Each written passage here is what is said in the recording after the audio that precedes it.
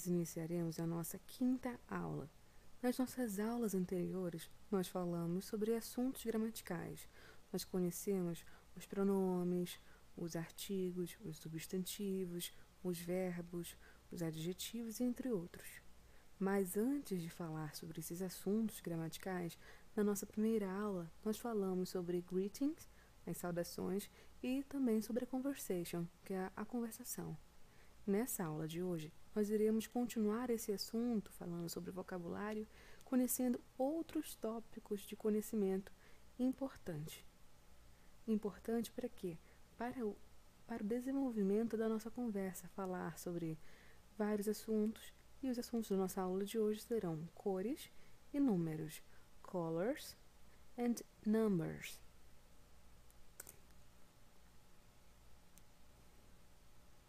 E nós iremos começar falando sobre as colors, as cores, que são um conhecimento, um aprendizado muito importante, visto que são informações que podem ser usadas em todo tipo de conversa, seja para descrever locais, pessoas e objetos. Antes de falarmos sobre as colors propriamente, temos aqui uma informação. A palavra cor possui duas grafias na língua inglesa, possui duas formas de ser escrita. E como assim? Lembra que nós falamos na nossa primeira aula que existem diferenças entre o inglês falado nos Estados Unidos da América, o inglês americano, e o inglês falado no Reino Unido, o inglês britânico? Temos aqui um exemplo claro dessa diferença dos dois lugares. Por exemplo, nos Estados Unidos, a palavra color é escrita da seguinte forma: C-O-L-O-R,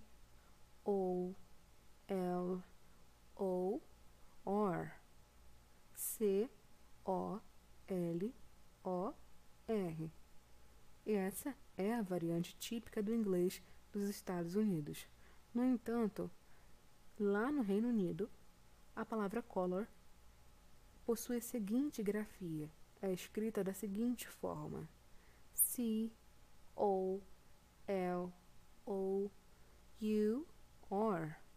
C-O-L-O-U-R. E essa é a variante típica do inglês da Grã-Bretanha. Então, nós percebemos que a diferença não é muito grande, é mínima na grafia das palavras. Mínimas diferenças de ortografia. Agora, nós vamos conhecer as cores primárias. Quais são as cores primárias? São elas azul, amarelo e vermelho. Mas como dizemos elas em inglês? Azul é chamado de blue. Amarelo é conhecido como yellow. Red é vermelho. Como nós sabemos, as cores secundárias são aquelas que surgem da mistura de duas cores primárias. E em inglês, as cores secundárias são green, verde, orange, laranja e purple, o roxo. E existem diversas outras cores, como nós sabemos. E aqui eu trouxe algumas principais que nós podemos usar, como brown, o marrom, black, o preto, grey, o cinza, pink, o rosa e white, o branco.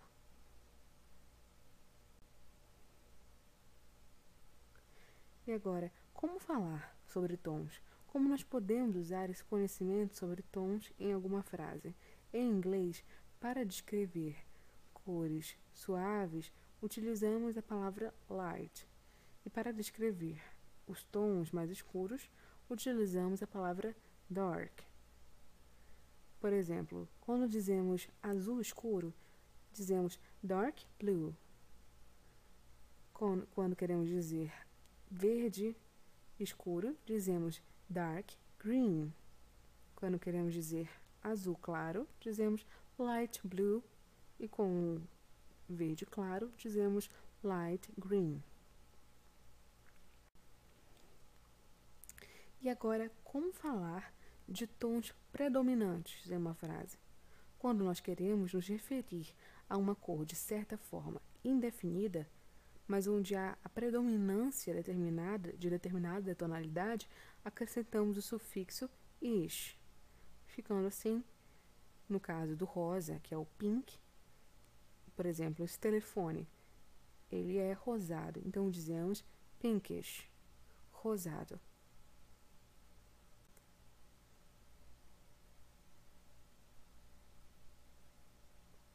E assim se repete nas outras cores, como por exemplo, o amarelado, temos a cor amarela.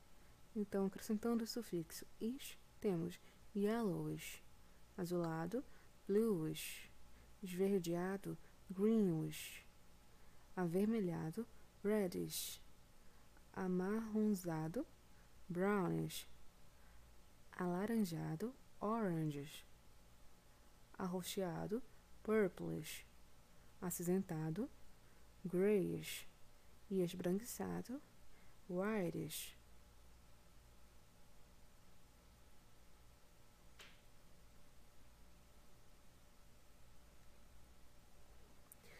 E quando a palavra que designa a cor termina com a letra I, a letra E, elimina-se o I e acrescenta-se a terminação ish.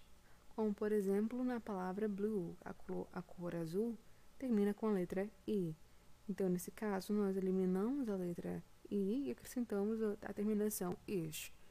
Quando a palavra que designa a cor termina com a combinação consoante-vogal-consoante, repete-se a consoante final e acrescenta-se a terminação ish, como é o caso da palavra red, que significa vermelho. Então, nós dobramos o E, colocamos dobramos a letra D, a letra D, e colocamos no seu final a expressão ish, a terminação ish, ficando assim reddish.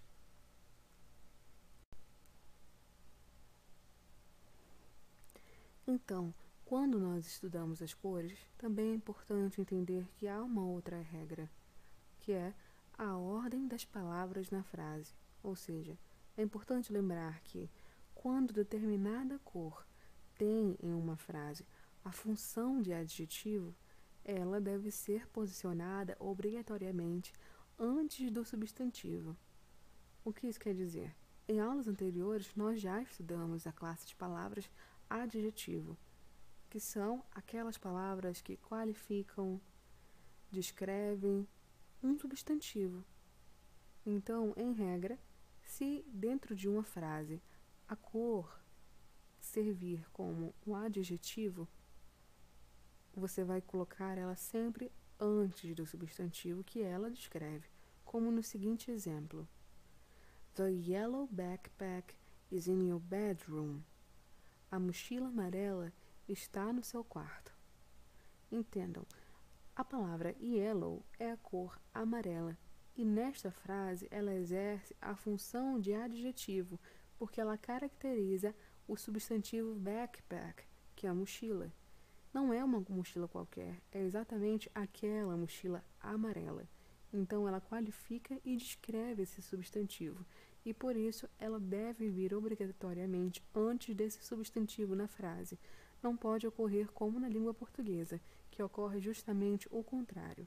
Nós temos a construção artigo, substantivo e depois adjetivo. Artigo a, substantivo mochila e adjetivo amarela.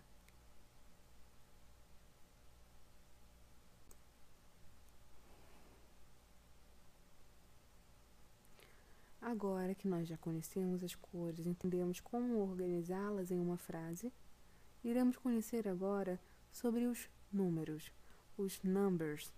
Os numbers indicam quantidade, idade, horas e são classificados como cardinal numbers, os números cardinais, e os ordinal numbers, os números ordinais.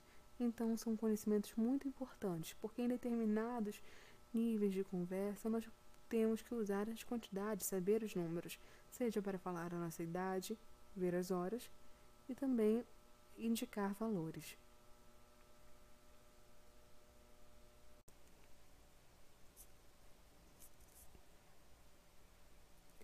Agora, iremos conhecer os cardinal numbers.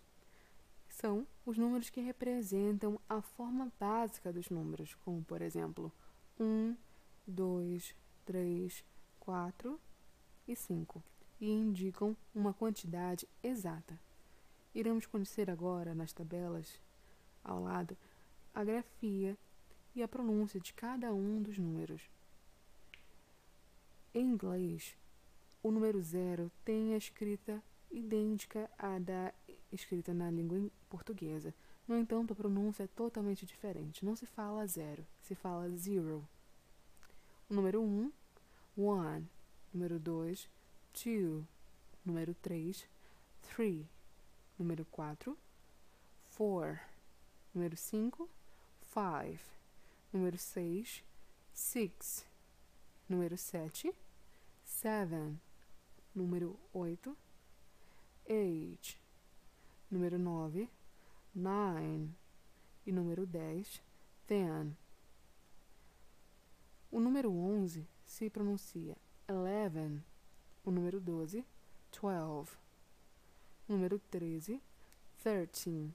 O número 14, 14. Número 15, 15. Número 16, 16. 17, 17. Número 18, 18. E o número 19, 19. O número 20, nós pronunciamos 20. Em seguida, 21, 22, 23, nós mantemos o 20, que significa o 20, e acrescentamos os outros números. Por exemplo, 21, 21, 22, 22, 23 agora, 23 e 24, 24. E assim nós prosseguimos até o número 30, que se lê de acordo com a tabela amarela 30. E utilizamos a mesma regrinha que utilizamos no 20. Por exemplo, 31, 31, 32, 32, 33, 33, e assim sucessivamente, até chegarmos ao 40, que se lê 40. E o 50, 15. Opa, perdão, é 50. E o 60, 60. 70, 70. E o 80, 80. E o 90, 90. O que nós fazemos? A partir de cada um deles, nós continuamos com a nomenclatura e acrescentamos os números que se seguem, igual como nós fizemos com o 20 e o 30.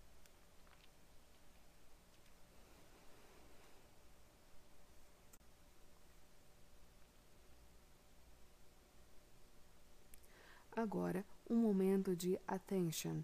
O número 100 pode ser dito de duas formas em inglês. Pode ser 100 ou 100.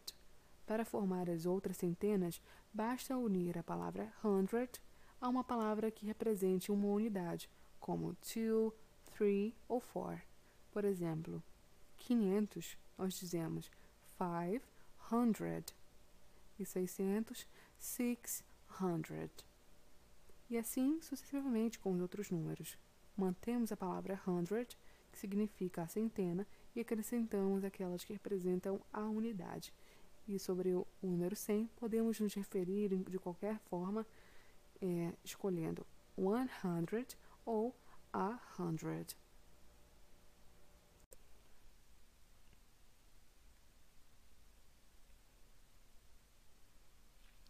Agora, nós iremos conhecer os números ordinais, os ordinal numbers, que são aqueles números utilizados sempre que for necessário indicar uma ordem, ou seja, primeiro, segundo, terceiro, quarto e quinto, que são os números ordinais da língua portuguesa. Na língua portuguesa, nós utilizamos um sinal característico para designar esses números ordinais, que é aquele sinal de bolinha e tracinho ao lado do número ordinal. No entanto, na língua inglesa, nós temos uma outra forma bem específica de classificar esses números ordinais. E qual forma é essa? Nós colocamos o número ordinal e ao lado dele, bem pequenininho, colocamos uma sigla, 2 letrinhas. O número primeiro fica first, o número segundo, second, o número terceiro, third. Ao primeiro olhar, parece que é uma coisa difícil, mas na verdade é muito fácil, número simples e muito simples. Perceba, as siglas que estão ao lado dos números ordinais não são nada mais do que as últimas letrinhas de cada escrita dos números ordinais. Por exemplo, a palavra primeiro se escreve first e as suas letras finais são ST. E são justamente essas 2 letrinhas que vão compor a sigla do número primeiro. E assim se repete com o número ordinal segundo, que se escreve second, e possui a letra N e D no final. E assim é a sua sigla, 2ND. E assim também com o número terceiro, que possui o final RD no seu nome, third. Então, percebemos que, na verdade, essa sigla é as letras finais de cada palavra dessa. Mas percebemos essa diferença apenas nos numerais ordinais primeiro, segundo e terceiro. A partir do número quarto, percebemos que se repete a sigla TH, porque no final de cada uma dessas palavras, a partir do número quarto, vai apresentar o TH no seu final. Vamos conhecer cada uma delas agora. Forty. É assim que se pronuncia o som do TH. T.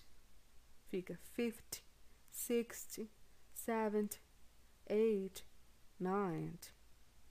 11. 11, 12. Agora terceiro. 13º. 13th. 14º. 14th. 15º. 15th. 16º. 16th, 17, 17º, perdão, 17th, e o número 18º, 18th, e assim o número 19, 19th. E a partir do número 20, nós temos a repetição do que nós temos neste quadro. Por exemplo, temos o número 20, que é o número 20, fica 20, first, 20, second, 20, third, e assim sucessivamente. Os números 12, 13, os números 13, 14, 15, 16, 17, 18 e 19 possuem um final bem característico, a palavra teen. Isso acontece porque a palavra teen significa adolescente.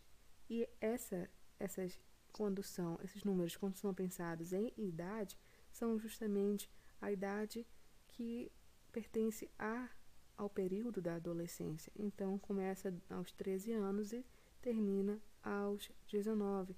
E podemos classificar dessa forma. É bom para lembrar desses números. 13, 14, 15, 16, 17, 18 e 19.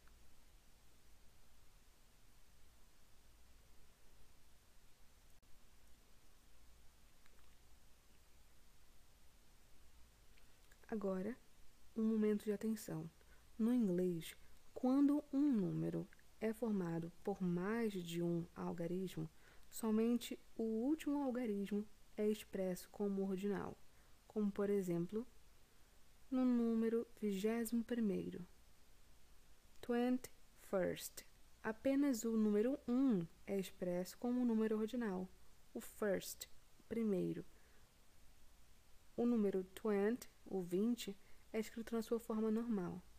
Apenas o número 1, número 1, é expresso na sua forma ordinal, a forma first. Temos outro exemplo do número 75, o número 75, em que apenas o número 5 O número 5 é expresso como um número ordinal, o fifth.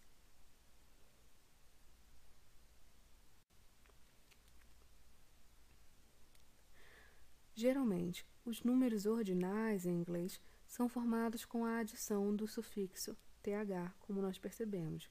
No entanto, a forma por extenso de alguns números apresenta os sufixos st, como first, o nd como second e o rd como third.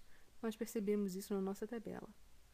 Como, por exemplo, está aqui bem expresso, bem visível a terminação de cada uma delas, então não há confusão. No número ordinal tem sempre as siglas do número da forma escrita por extenso, as letras finais, como no caso também do 15th, th fica ao lado do 15. E aqui nós temos a expressão do número ordinal na forma que é na língua portuguesa. O 15 é aquele círculo embaixo e o círculo em cima e por baixo o tracinho. 15th, na forma inglesa, como número ordinal, na forma inglesa fica o 15 e o th, porque justamente o th é o final da palavra 15th, um número ordinal escrito por extenso. Agora o 38 fica 38, 38 e o th.